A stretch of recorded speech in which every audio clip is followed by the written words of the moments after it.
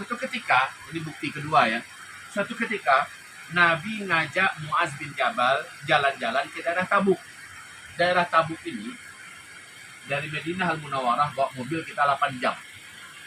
Itu cuma 2 jam dari ibu kota Riyadh, Arab Saudi ya. Tabuk itu daerahnya bebatuan. Bukit-bukitnya semuanya dari batu, gunung-gunungnya dari batu. Panas, panas minta ampun. Ketika Nabi sampai di sana, apa kata Nabi kepada Muaz bin Jabal? Muaz, perhatikan baik-baik ya. Daerah ini nanti kalau sempat bersalju, kata Rasulullah, maka jarak ubun-ubunmu dengan kiamat sudah sangat dekat sekali, Muaz. Sudah sangat dekat sekali. Saudaraku, 2011 Imam Masjidil Haram namanya Syekh Saud Shuraim menggemparkan dunia dengan khutbahnya. Dan saya ada ketika itu di Mekah. Apa kata Imam Syekh Saud Shuraim? Wahai bangsa Arab, wahai umat Nabi Muhammad seluruh dunia, dengarkan oleh kalian. Sekarang salju sudah turun di Tabuk. Waktu itu salju sudah turun di Tabuk setinggi mata kaki. Tapi sekarang, sejak 2011 sampai sekarang, salju sudah turun di Tabuk sepinggang orang dewasa. Sudah tiap tahun turun salju di Tabuk. Padahal kata Nabi, kalau daerah ini sudah bersalju, maka jarak ubun-ubunmu dengan kiamat sudah sangat dekat sekali. Mengerikan ya, mengerikan hadis Nabi ini. Bukti ketiga, Nabi berkata, tidak akan terjadi kiamat sampai sungai Ofrat mengering. Sungai Ofrat itu hulunya ada di Turkiya, lehernya ada di Suriah, bodinya sepanjang badannya itu adalah di Irak dan ujungnya ada di Irak. Jadi di Iran. Jadi ada 4 negara dilalui oleh sungai Ofrat. Tidak akan terjadi kiamat sampai sungai Ofrat kering dulu. Kalau sudah kering, nanti manusia akan digemparkan, ditemukannya gunung emas. Gunung emas di bawah aliran sungai Ofrat tersebut. Kita lihat nih, kita cari emas kan di bawah aliran sungai. Tapi nanti gunung betul, emas semua. Antum tahu, 2012 kegemparan melanda seluruh dunia. Ketika George Bush, Presiden Amerika yang lama, mengatakan satelit kami mendapatkan potensi emas yang sangat besar di negeri Irak. Saat itu sungai Ofrat masih ngalir ya. Tapi satelit Amerika sudah menemukan ada potensi emas yang sangat besar. Lalu apa kata George Bush berikutnya? Kami sebagai polisi dunia memastikan emas ini aman dari para penjahat-penjahat yang tidak bertanggung jawab. Karena kita tahu sebenarnya penjahat dunia adalah Amerika, betul ya? Nah, Amerika sudah mempersiapkan segala-galanya untuk merampok emas yang ada di Irak. Tapi yang mencengangkan adalah keluar di majalah dunia, New York Times, berita yang sangat menggemparkan bahwa 2013 sungai Ofrat sudah susut airnya 60%. Prediksi mereka 2014 sungai Ofrat kering total. Ternyata benar. Maret 2014 sungai Ofrat kering total sampai hari ini. Berarti Nabi berkata tak akan terjadi kiamat sampai kering dulu sungai Ofrat. Lalu nanti manusia akan saling berbunuh-bunuhan. Mereka akan bawa senjata-senjata mereka ke Irak, mereka berperang. Setiap 100 orang laki-laki yang berperang di sana, per 100 orangnya mati 99. Cuma satu yang tersisa hidup. Lalu Nabi berkata, ya, setiap mereka berharap semoga satu orang yang hidup itu sayalah orangnya. Di hadis yang lain Nabi berkata, kamu jangan ikutan berperang untuk memperebutkan gunung emas itu di Irak. Dan sekarang sungai Ofrat sudah kering, dunia sudah mulai mengarah kepada peperangan besar di Timur Tengah. Agar kita semua sadar ya, mungkin kita sekali lagi di sini aman-aman saja, padahal dunia sudah mengarah kepada kehancuran total ya, kiamat besar. Kemudian terakhir, sebagai contoh saja, Nabi berkata sallallahu alaihi wasallam, tidak akan terjadi kiamat sampai kalian kembali menjadi jahiliyah. Kalian akan menghalalkan minum-minuman keras.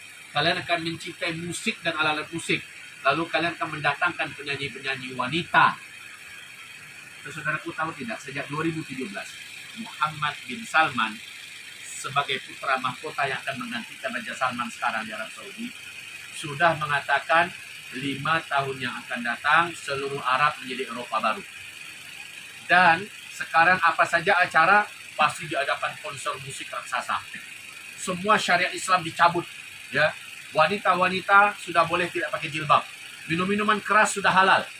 Orang mau berzina di hotel-hotel sudah boleh, ya. Bahkan dengan bangga Muhammad bin Salman berkata, siapa saja yang butuh ke Eropa, dia akan dapatkan di sini. Apa saja. Apa saja kejahatan maksiat yang ada di Eropa ada di Arab Saudi. Persis kata Nabi, ya. Nanti tak akan terjadi kiamat sampai kalian menjadi jahiliyah lagi. Ya. Sekarang Arab Saudi luar biasa jahiliyah. Supaya kita jangan heran melihat orang itu pakai imam, pakai jubah, masih ada jenggot. Udah, itu masa lalu itu dah. Sekarang Arab Saudi dan jahiliyah. Kalau Bahrain, Uni Emirat Arab, wajahnya udah lama jahiliyah. Tapi yang paling terakhir sebagai benteng syariat Islam itu adalah Arab Saudi. Sekarang Arab Saudi pun sudah resmi jahiliyah 100%. Lalu kalau begitu gimana? Saya akan tutup, saya akan close, ya, dengan berita yang menggemparkan. Apa kata Nabi? Sejak saya ini diutus, kata Nabi, ya, sampai kalian semua diwafatkan serentak oleh Allah. Kalian semua itu adalah orang Islam. Kita semua orang Islam nih. Kita akan diwafatkan serentak oleh Allah berkat angin lembut yang bertiup dari Yaman. Angin ini dengan cepat membungkus bumi. Angin ini, kata Rasulullah, berbau wangi kasturi. Baunya wangi kasturi, sejuk. Siapa saja orang Islam yang di dalam hatinya ada iman, walaupun imannya cuma seujung kuku, orang Islam itu pasti akan didatangi oleh angin lembut dan sejuk yang bertiup dari daerah Yaman dan berbau wangi kasturi. Saat dia tersentuh oleh angin lembut dan wangi itu, terhirup olehnya, di saat itu, di tempat itu juga dia langsung tergeletak meninggal dunia. Serentak seluruh orang Islam sedunia meninggal dunia. Walaupun orang itu ada di gunung, ada di lembah kayak kita nih, ada di lembah. Kita lagi kerja, terhirup oleh kita angin lembut itu, kita langsung meninggal dunia. Nah, Nabi berkata, sallallahu alaihi wasallam, jarak antara saya diutus, yaitu usia beliau 40 tahun, ya, dengan seluruh orang Islam serentak meninggal dunia karena angin lembut itu, kata Rasulullah, usianya adalah antara 1400 tahun ke 1500 tahun Hijriah. 1400 tahun ke 1500 tahun Hijriah. Tahun berapa Hijriah sekarang? 1444.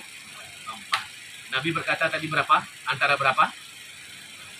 Antara 1400 tahun Hijriah ke 1500 tahun Hijriah.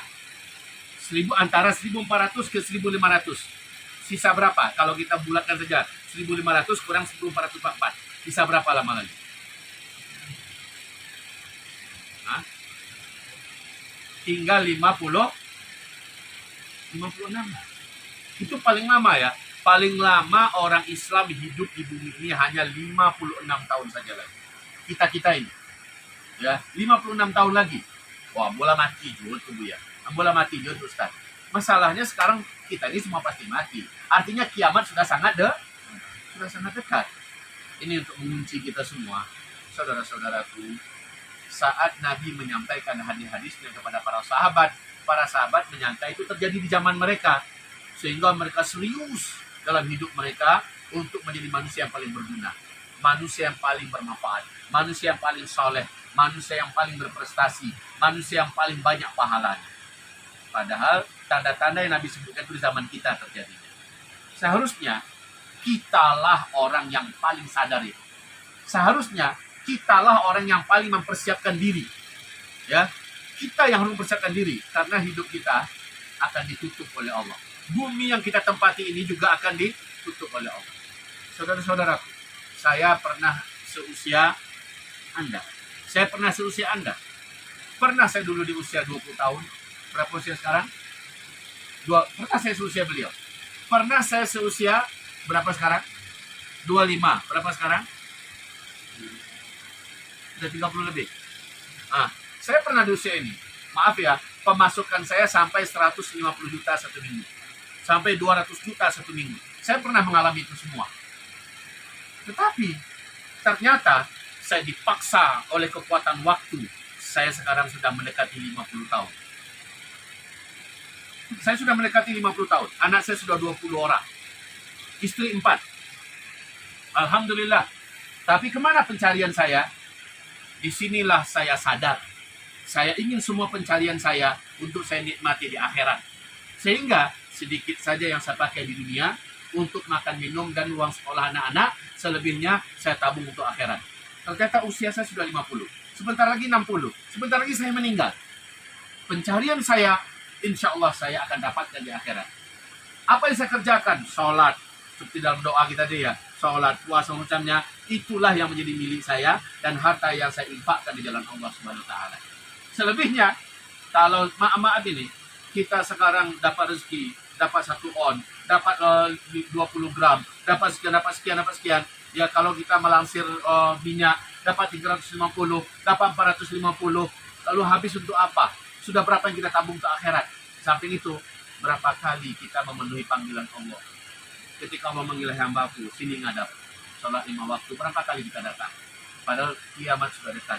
Umur kita juga akan ditutup oleh Allah Subhanahu Wa Taala. Dan itu yang akan kita dapatkan nanti.